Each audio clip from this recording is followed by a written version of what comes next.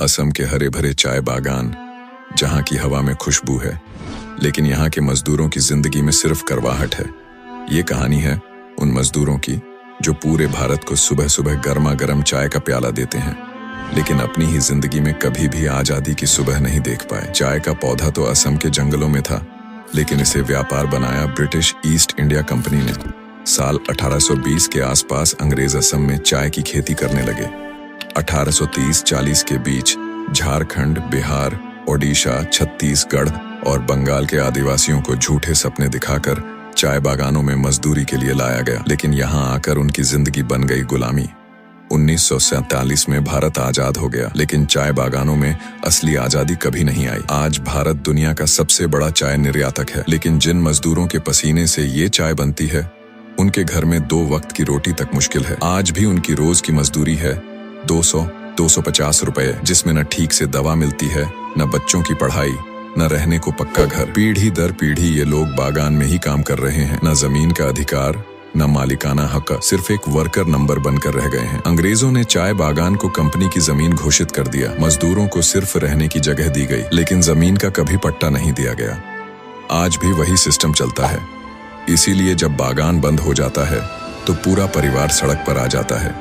अब सवाल ये है, जब ये लोग भारत के असली आदिवासी हैं, तो इन्हें अपने ही देश में जमीन का अधिकार क्यों नहीं है? कानून तो बने हैं, लेकिन अधिकार अब तक नहीं मिले। कंपनी और सरकार के बीच एक अदृश्य गठजोड़ है। कंपनी मुनाफा कमाती है, सरकार टैक्स पाती है, और मजदूर, उन्हें सिर्फ वादे मिलते हैं। मजदूरी कभी कभी बढ़ती है, लेकिन जिंदगी वही की वही रहती है। चाय बागान के बच्चे स्कूल जाते हैं, लेकिन ज्यादातर बीच में ही पढ़ाई छोड़ देते हैं, क्योंकि घर की हालत इतनी खराब होती है कि उन्हें भी काम पर लगना पड़ता है। इन बच्चों का यूनिवर्सिटी तक पहुंचना ये सपना है, हकीकत नहीं। आज 2025 में पूरी दुनिया डिजिटल युग में जी रही है, लेकिन चाय मजदूर अब भी 80-90 साल पीछे की जिंदगी जी रहे हैं। ये सबसे बड़ा सवाल है, क्या ये लोग इंसान नहीं हैं?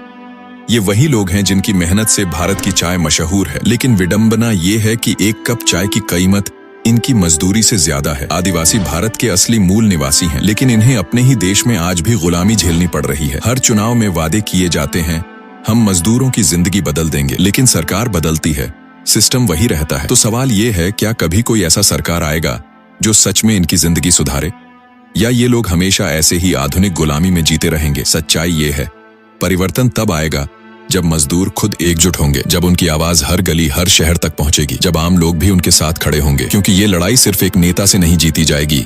इसके लिए पूरा आंदोलन चाहिए। चाय बागानों की कहानी सिर्फ चाय की नहीं है, ये कहानी है दर्द की, संघर्ष की और अधूरे सपनों की। आज भी चाय बागान का एक बच्चा सपना देखता है कि एक दिन वो भी यूनिवर्सिटी तक पढ़ेगा और अपने माँ बाप को इन जंजीरों से आजाद करेगा। सवाल है, क्या हम उस बच्चे का सपना पूरा करने में मदद करेंगे? चाय का स्वाद सब लेते हैं, लेकिन चाय बनाने वाले मजदूरों का दर्द कोई नहीं समझता। क्या आप समझना चाहोगे? अगर हाँ, तो चैनल को सब्सक्राइब और वीडियो को लाइक शेयर करना ना भूले। जय हिंद।